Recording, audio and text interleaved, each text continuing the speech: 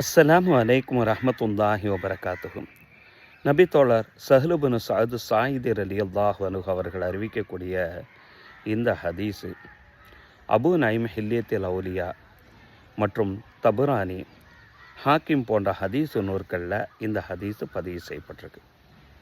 நபிகள் நாயகம் ஸல்லல்லாஹு அலைஹி வஸல்லமுங்க இவ்வாறு சொல்கிறாங்க. அத்தானி ஜிப்ராயில் அலைஹி வஸ்ஸலாம். ஒரு நாள் ஜிப்ரீல் அலைஹி வஸ்ஸலாம் அவர்கள் என்னிடம் வந்தார்கள். வந்துட்டு என்கிட்ட சில உபதேசங்களை செஞ்சாங்க.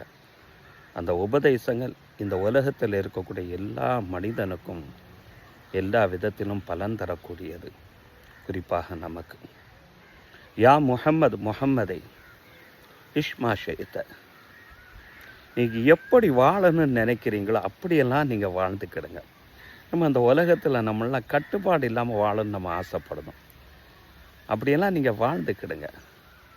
ஆனால் ஒன்றை மட்டும் நினச்சிக்கிடுங்க, இன்னக்க மையத்துன், நிச்சயமாக நீங்கள் ஒரு நாள் இறந்து போகுவீர்கள் என்பதை மட்டும் நீங்கள் நினச்சிக்கிடுங்க.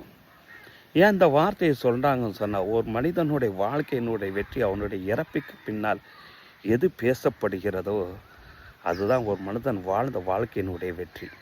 நம்ம கண் முன்னால் எத்தனையோ நம்ம முன்னோர்கள் வாழ்ந்ததுக்கு பின்னால் அவர்கள் பற்றி பேசப்படுவதை நம்ம பார்த்து கொண்டு இருக்கிறோம்.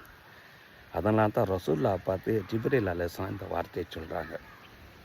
அடுத்து சொல்கிறாங்க, வஹபிப் மா ஷிஇத மன் ஷிஇத, நீங்கள் யாரையெல்லாம் பிரியம் கொள்ளணும்னு சொல்லி நீங்கள் நினைக்கிறீங்களோ, அது பொருளாக இருக்கலாம், மனிதனாக இருக்கலாம், பொருளாதாரங்களாக இருக்கலாம், எல்லாத்தையும் நீங்கள் பிரியம் கொண்டுக்கிடுங்க.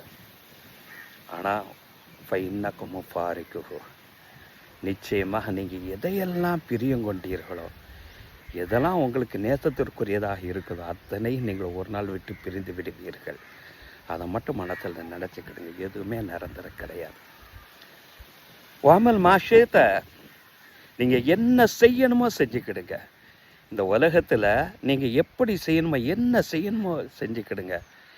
இன்னக்க மஜிசியும் பிகி, நீங்கள் என்ன செய்தீர்களோ அதற்குண்டான பலனை நிச்சயமாக நீங்கள் கொடுக்கப்படுவீர்கள், அனுபவிப்பீர்கள்.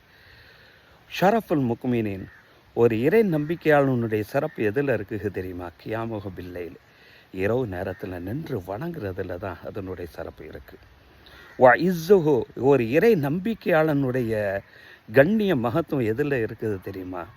இஸ்திகனாவுஹு அனின்னாஸ், மனிதர்களிடமிருந்து அந்த தேவையற்று இருப்பதில் தான் ஒரு மனிதனுடைய கண்ணியம் இருக்கிறது என்று ஜிப்ரீல் அலைஹிஸ்ஸலாம் அவர்கள் எனக்கு செய்த உபதேசத்தை நபி ஸல்லல்லாஹு அலைஹி வஸல்லம் அவர்கள் இந்த ஹதீஸ் மூலமாக சொல்லித் தர்றாங்க.